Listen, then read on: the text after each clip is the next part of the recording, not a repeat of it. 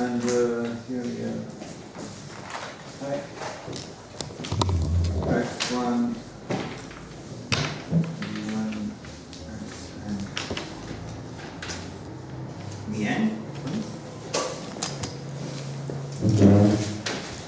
Last time we saw this family of matrices BT. We have a square matrix for each vertex. I, J, T, J. So such that the monomials become EIT times the product of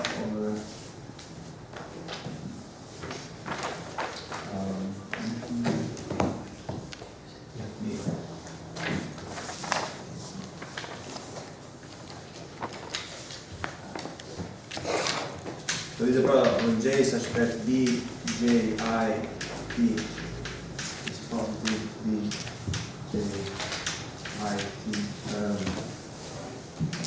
X, J, B, J, I.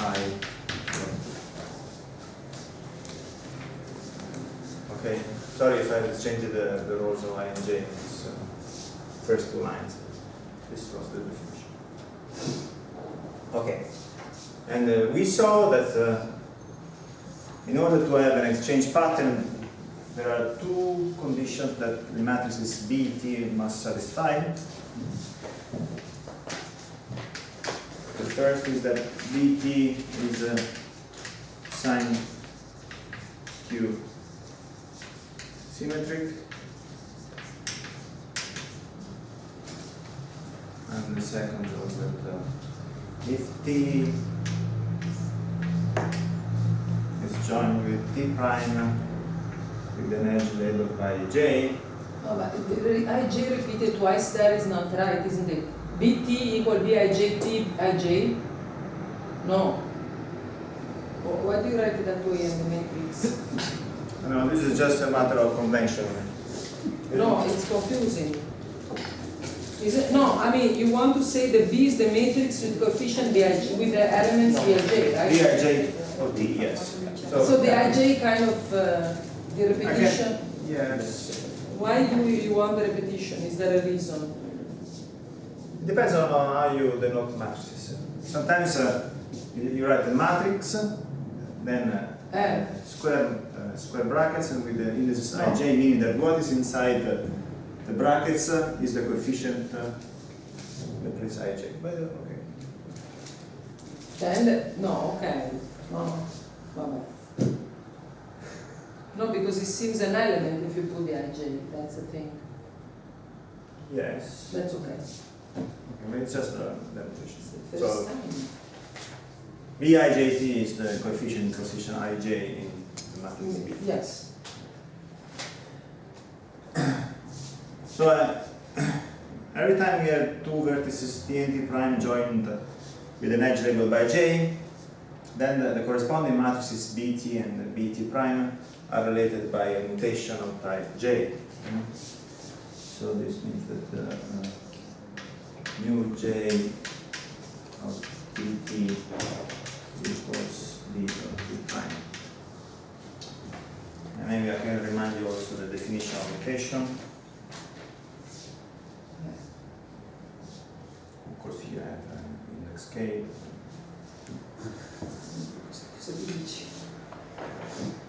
So if mu, let me write K. Mu K of B equals B prime, this means that Bij prime equals minus Bij if I equals K or J equals K. One of the two indices is equal to K. While in the other case we have Bij plus Bik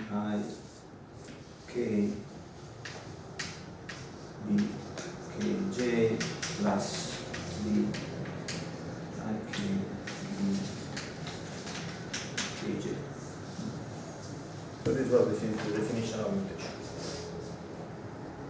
Okay. So, and as I told you the last time, today we are going to study the coefficients and the conditions of the coefficients in order to have an exchange pattern. And then we will study some particular classes of coefficients that will be more interesting for us. So, we will probably start with this proposition. Suppose we have fixed a family of matrices Bt satisfying these two conditions. Bt given satisfying 1 and 2.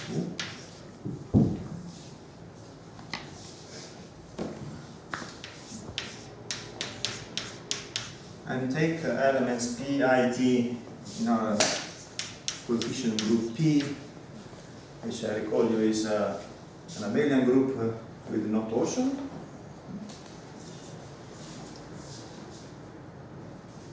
Then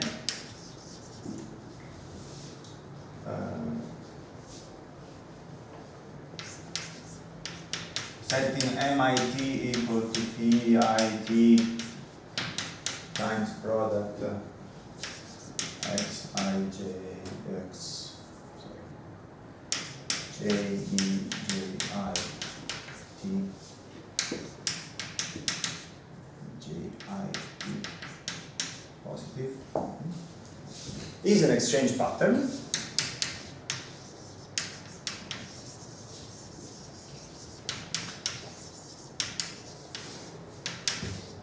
If and only if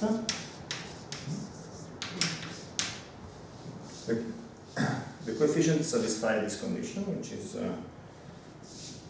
following. P, let's say, whenever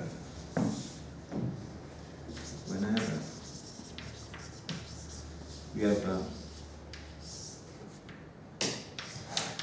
4 vertices T1, T2, T3, T4 with labels I, J, and I. We have Pi T1, Pi T3, times Pj T4 to the max of Bji and T0. And this must be equal to its symmetric version, changing the rows of T1, T4, T2, and T3. So we have Pi T4 times So Pj T3 is raised to max, so it's an exponent then? Yes. Okay.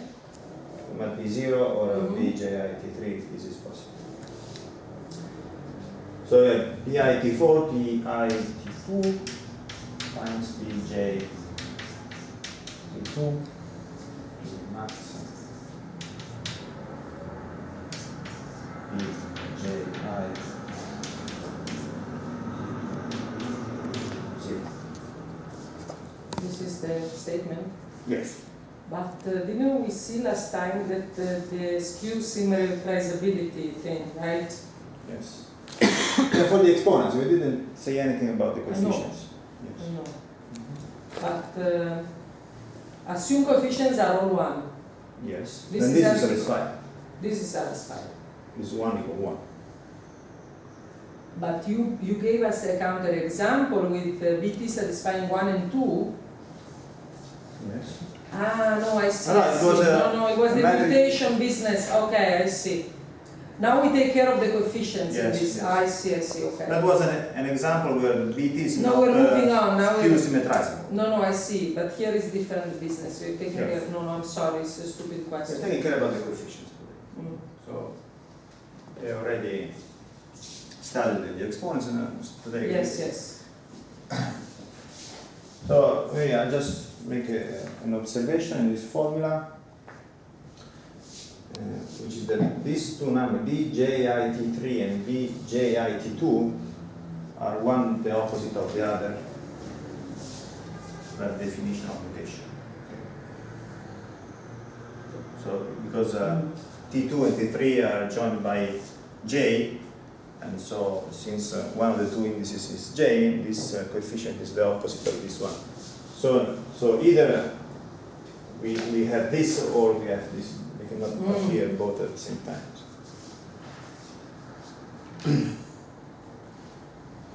Okay.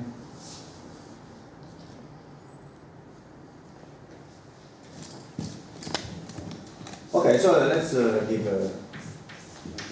No, but quick we are proof. denoting the abelian group with the multiplication, right? Yes, This- yes. This is multiplication in the group. Yes, so the exponent could be negative, right? Ah, Yeah, I it could be, see. but not here. Okay, because not it's a here, max I see. between this and 0. Okay. But it could be negative, that's possible. Yes, I think so.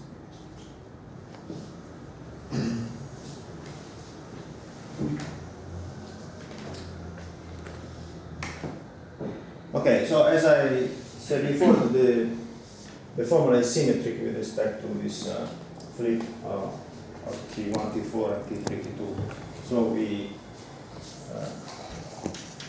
can assume that BJI T3 is non-negative. And now we take care of the case positive, and then we study the case when it is equal to 0. Okay. If this is positive, then this is negative. BJI T2 is negative. Okay. So we have to verify that this condition is equivalent to the axioms of exchange pattern. I don't want to recall you the 4 axioms, but maybe you can easily remind that the first 3 axioms didn't involve the coefficient.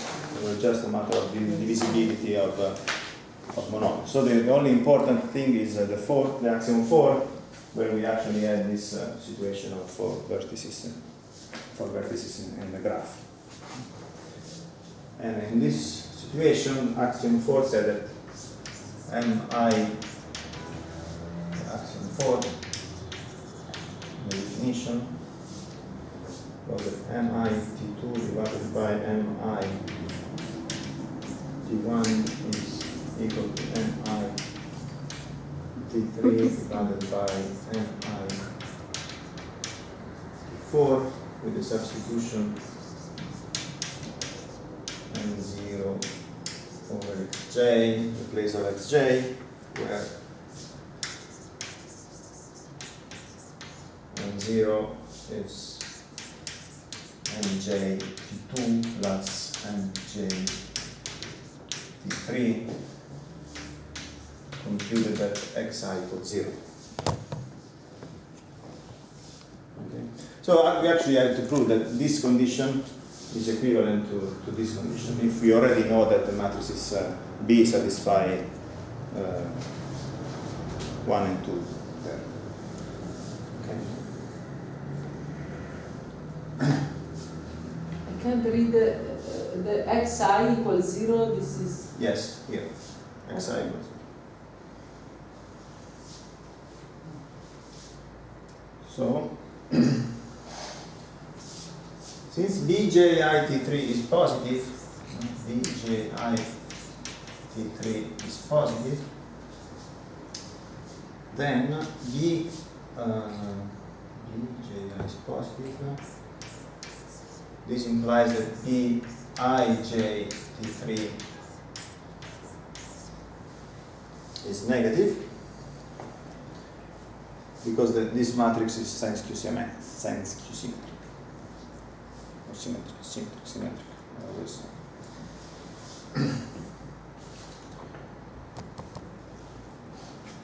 And this is equivalent to that is also equivalent to Bij T2 positive, because T2 and T3 are joined by an edge labeled with J, and so we are in this condition here.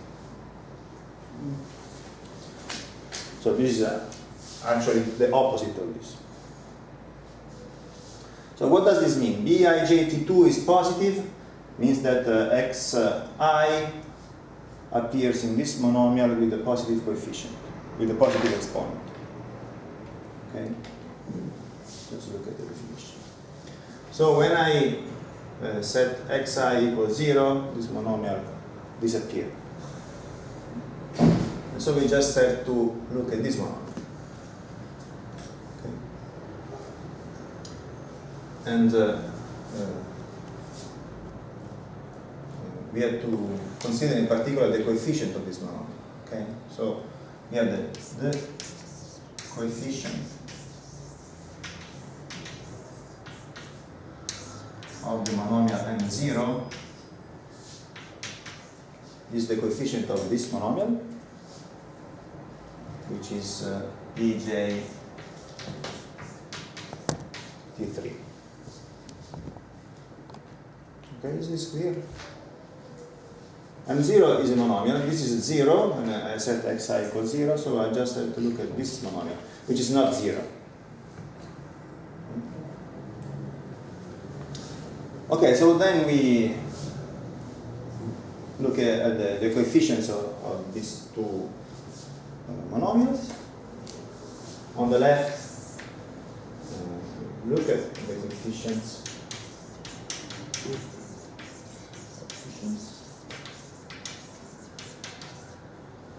The coefficient of MIT2 is PIT2. Here we have PIT1.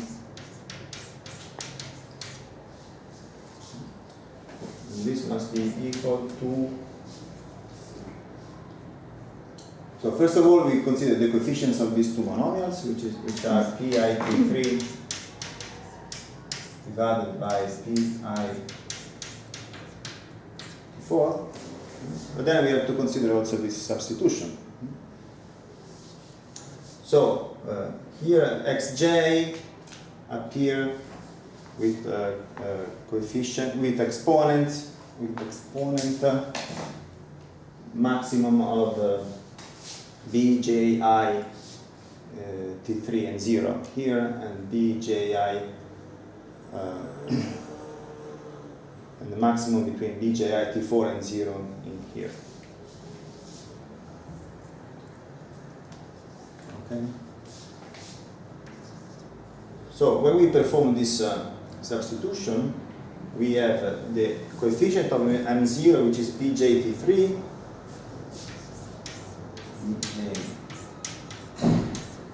Bjt3,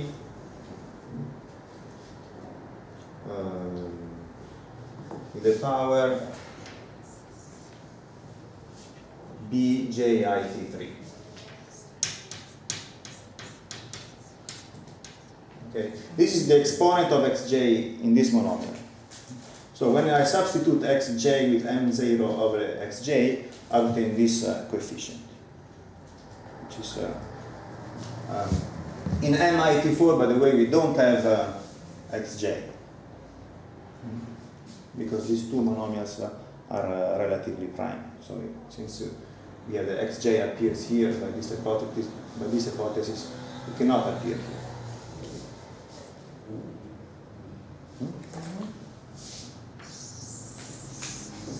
So this is the condition.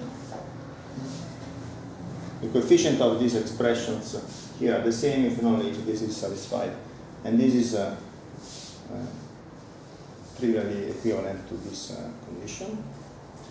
You just multiply by PIT4, PIT1, and in this case we have this is Bjit3 and this is 0. It's just a matter of being careful in the substitution. There is nothing deep in this argument. Actually, this proof is omitted in the paper. What do you mean? Which proof is omitted? This proof is omitted in the paper. Ah, it is. Ah, okay. They say it's 3. Well, So I understand what they mean because you just have to check the axiom. yeah, you have to be careful in checking the axioms. No. Just this. Maybe I can just skip the case with the No, it's easier case bj it3 equals It's the 0. same, isn't it? Yes.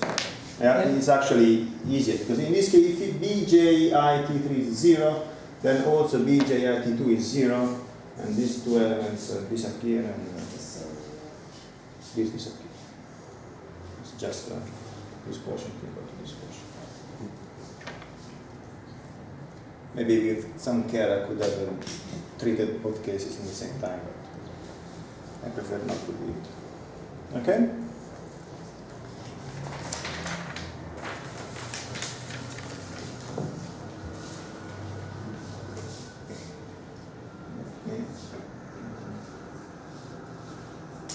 I can erase this. At some point we will know what to do with the cluster, won't we? Your silence is worrisome. At some point we will know what to do with cluster. With cluster algebras? Right. Oh, yes, yes. Okay. I think in the last lecture we treated the case of rank 2 cluster algebras of finite type. Last lecture. In the next lecture. Okay. No, because that was scary. Next lecture. So, now we can consider P to be the universal group for the cluster algebra, which means universal group. This means that P is a free abelian group. It's not free, it's a group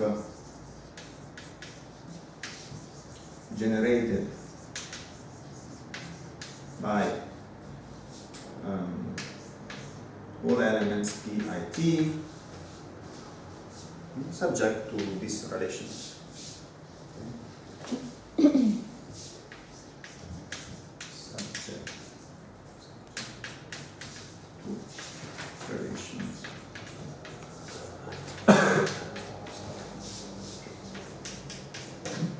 Here, this formal group, we consider these formal generators, and we impose these relations on. Okay. What sort of group do we obtain? We make this observation, which is P, this universal group, is a free abelian group.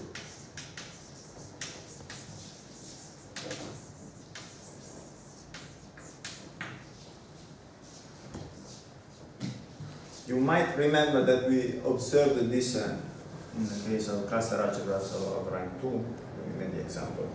If you don't remember, we will see this now. So it's the abelianness is a consequence of those relations then? No, it's So imposed. you start. No, it's imposed. No, I consider the The group abelian formally generated by these symbols. The free abelian group generated by Yes, those it's symbols. it's an hypothesis. Yeah, it's a presentation by generators and relations. Yeah. So Right. these are the generators, and these are the relations. No, but he's asking I'm if asking whether you abelian is- start with the free abelian group You're and then not. impose the relation. Yes, The yes, relations yes, yes. are also Yes, that yes, the PI commutes with Yeah. It's Yes, abelian yes. group. Okay. You're right. Not free. It's abelian group, just abelian. Free I think. abelian. Not free abelian because he wants to show it's Right. free. Yes, yes. I start with. So the relation are the stars together with the correlation. The abelianness is not a consequence of those relations. No. Okay. I didn't think so. Yes. I'm sorry. Okay, so now I want to show that P is actually a free abelian group. And to show this, we make another observation. We fix a vertex P0, T,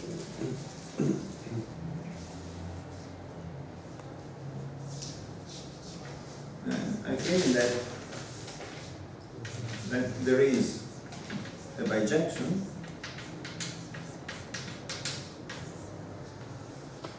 between all possible relations of this form, so all possible configurations of this type,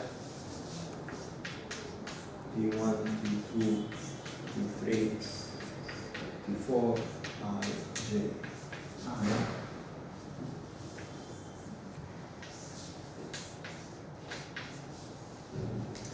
And a set of vertices T, which are at distance at least 2 from T0, such that the distance between T and T0 is at least 2. So this means that T is not T0 nor adjacent to T0.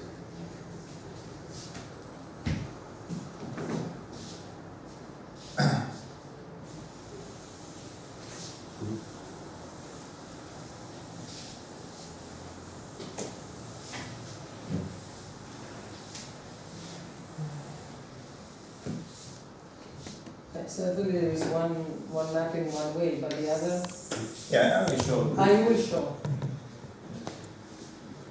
So what is the map in this way?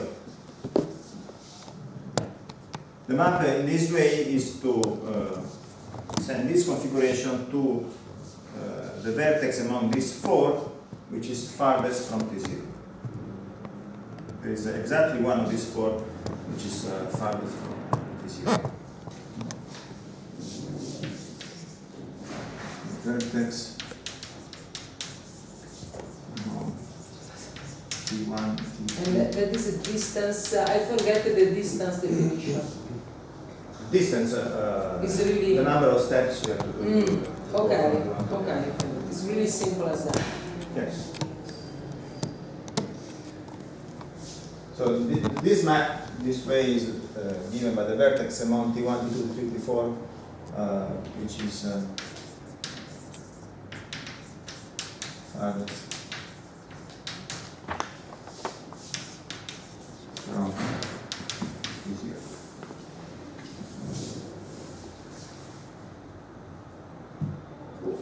Okay, so if one of them is T0, you are safe because you can always find, right? Yeah. Okay, if one of these is T0, you can find it at the farthest. Otherwise, T0 is attached to one of these 4. So the path from T0 to any of these arrives in one of these 4. Right. So if it arrives in T1, the farthest is T4, and also if it arrives in T2, otherwise it's T1. Is it clear? Okay, to show that this map is surjective and injective. So what do we do? We start from any vertex, which is a distance at least 2, and I call it T4. Subjectivity is clear. Huh? Subjectivity is clear because they're all Subjectivity, connected, right? yes, it's almost clear because you have to be careful that you have these labels on The labels. Yes. I But see. this, you will see, everything is easy. So we start from T4 and we consider the path joining T4 to T0. Okay. And now I want to find a configuration of this form where T4 is the farthest from T0. So of course T3 had to be the first on this path, because otherwise we go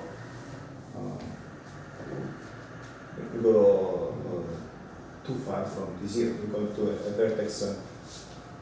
So I'm trying to construct a configuration of this form Okay. where T4 is the farthest from T0. Right. So let's see T3. I have 2 choices. Either I take this element on the path joining T4 to T0, or I take T3 on. Right. But in this case, T3 would be farthest than T4. One thing I don't understand. Aren't you forced to take a path? I mean, there is a unique path from T0 to T4, isn't it? No. Yes. Okay. But now I have this freedom on the edges. That's the thing I don't understand. I want to construct a configuration of this form where T4 is the farthest from T0. I see, okay. No, I see. I'm sorry, So, I'm sleeping. T3 is adjacent to T4. No, it's clear. And either it is on the path of joining T0 and T4 or is farther away. So of course it must be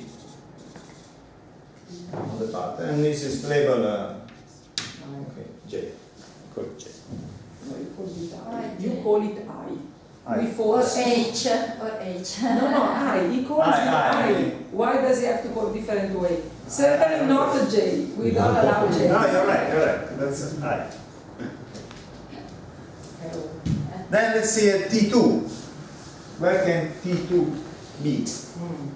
Either it's here or it's not here. No, but you have a choice. That's my problem, right? Because here you have a choice, don't you? We won't have a choice at last. And that's what confuses We want to show that the path is unique. This configuration is unique. Right. Because we want this map to be a budget. Okay?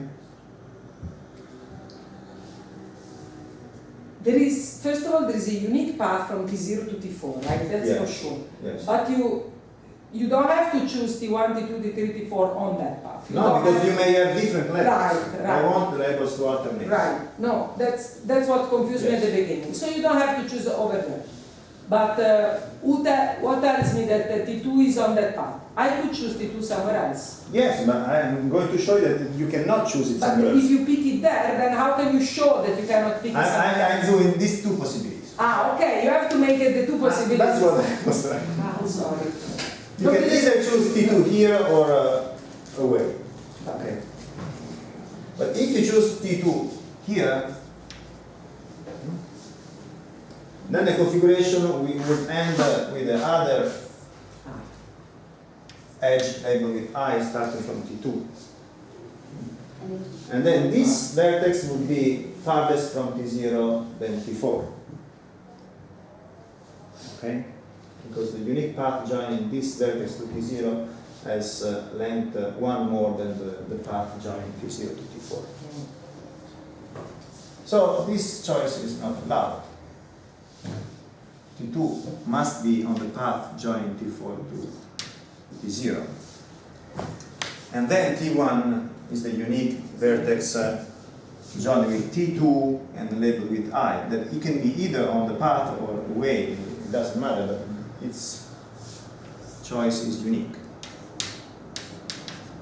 And be here or here. One of these very rare cases where uniqueness comes from construction. Yes, Very rare case. it's just okay. So this uniqueness allows us to choose some of the generators and to express all the others in terms of this using this relation. Let's see how.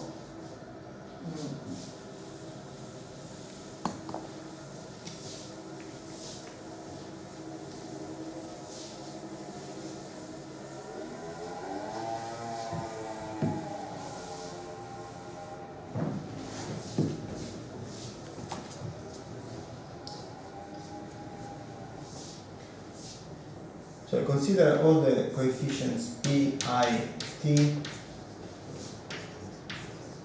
where either the distance from T to T0 is at most 1, so all the coefficients of the vertices which are around T0, either this, or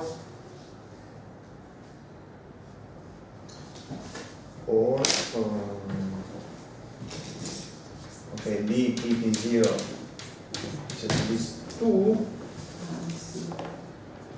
and the other vertex, T prime, on the edge labeled with I emanating from T, is farthest from T0. And if we have this, then then the distance T prime T0 is the equal to the distance T0 plus 1. So T0 is on this side of the graph. Okay, so I'm choosing this set of generators. And the claim is that we can choose these generators with no relations, and that all the other generators are expressed uniquely in terms of this. Is this clear? Yes. The claim is clear. No, but it's clear also. No, but the proof is clear because. The proof is clear because of Yes. this bijection. Because Gravity is the trick. No, but saved because. anytime I have this relation, so I have this situation, hence this relation, we consider the coefficient which is farthest from T0, which is T4, and we can assume this to be T4, and we can express Pi T4 in terms of the others. So this proves that the generators. Pi T4 is actually one of the generators which is not considered in this family of generators. Yeah, in fact, can you explain better this point? Yes, maybe I can draw a picture.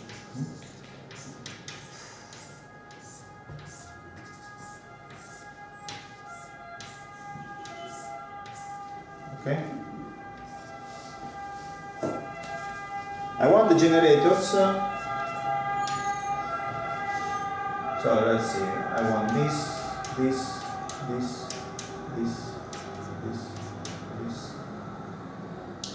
Because this I have one more. Then I don't want this, but I do want this. So what are these crosses? 1, 2, 3. 1, 3. I don't know if this picture is clear. Anyway, let's see. The crosses correspond to the generators that I want to take. Okay. Then here I don't have a cross because I don't want this generator. This if this vertex is T4, let's see, T, and this is 1, 2, 3. This means that the coefficient P3 of T is not in our set of free generators of the group because we can express it in terms of the others. And I can do it using this relation. Because this vertex is at least is at distance 2, so by the bijection there exists a relation like this, a unique relation like this, where this vertex is T4 and it is the farthest away from T0. And then the relation allows us to express this coefficient in terms of either of the generators or of coefficients of vertices which are closer to T0. Okay? Maybe it's the freeness. The freeness is that these generators that I choose are free. No, it's not. You won't escape from us like that. Okay. So, any relation express exactly one of the generators which are not in this family in terms of either generators or coefficients which are closer to You have to go on the free algebra. I don't see how you can do on the free group, and then it's the same thing that comes over and over, right? When you want to prove that there are no relations among generators. No, I mean, I am imposing actually these relations. No, because you sort of an algorithm that gets rid of the relation one by one. That's what you have, right? Yes. That's the point. Yes. Because one has to make sure that then there is no other relations. Of course there are no other relations. These are all the relations. No? And I am imposing this relation one by one. As you say. That's the thing. Mhm. It's kind of a slippery road that you're taking, because that's almost It's never... very clear. I mean, No, I know it's clear, but it's almost never the case that you reason like this in algebra. Usually the relations yeah, are that's because there is this very Yes. nice projection. I mean, that I can conclude that this set of generators is free and that they generated the universal group. Because these relations come to you one by one on this tree, right? And so you sort of control them. Yeah, it's like And then you throw away the element, you throw away one element for each relation. That's the thing, yes. right? So this is why it works. Yes. It's like if we order all the generators and we can choose some of them as generators, and then we express the remaining ones in terms of the previous elements. That's what I'm doing. Yes, but it's not a linear path you're taking. At every node, you sort of go this way and then maybe go the other way, and you have to do it infinite time. So you have to be Yeah, but careful. for every No. coefficient, I have only one relation. No, I know. I'm not saying it doesn't work. I'm saying that it's delicate argument. That's all. Yes, it is delicate, but hope it's clear. Marta, do you have any doubt? No, I teach that, yes, So,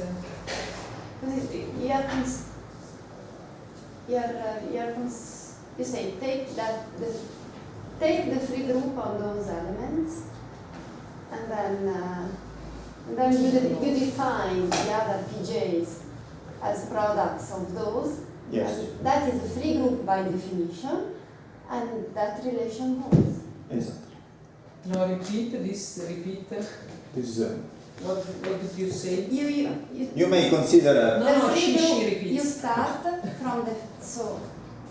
you say Ah, define a I free, see. take the free group of Generator that. with yeah. So this is free Okay, no, by that's better. definition. And then you say I define PJ using that relation. I like this So better. Very in good. that free group everything works. No, she has a more convincing argument.